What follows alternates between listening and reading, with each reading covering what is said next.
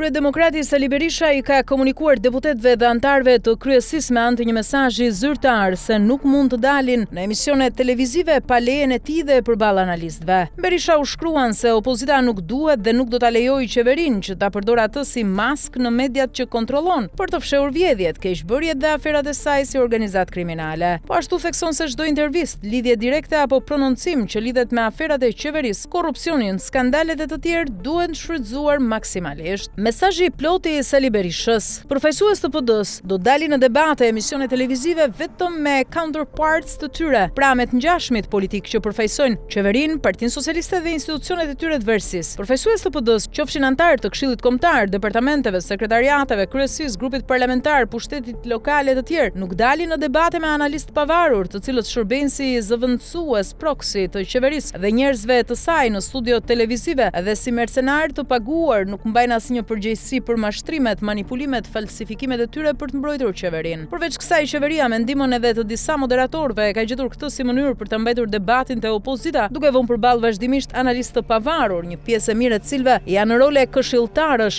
apo drejtorësh në zyrat e shtetit apo autorë veprash penale me profesues të opozitës dhe për të mbuluar me heshtje aferat e qeverisë. Opozita nuk duhet dhe nuk do ta lejojë qeverinë që ta përdorë atë si maskë në mediat që kontrollon për të fshehur vjedhjet, keqbërjet dhe aferat e saj si organizatë kriminale. Ndërkohë çdo intervistë, lidhje direkte apo prononcim që lidhet me aferat e qeverisë, korrupsionin, skandalet e të tjerë duhet shfrytzuar maksimalisht. Së fundmi, për të gjitha ftesat nga studio televizive duhet njoftoni drejtorinë e shtypit, kjo së pari për të marrë prej zyrës së shtypit mesazhin e ditës së PD-s dhe së dyti për të mos lejuar peshkimin e mediave të kontrolluara nga qeveria, të cilat sapo refuzohen për motivet e mësipërme nga I ftuar I parë, ftojnë të tjerë për të zbatuar porositë e zyrës së propagandës së kryeministrit. Ky vendim do t'i përcjellet edhe partive aleate në mënyrë që qëndrimi të jetë I përbashkët, përfundon Berisha.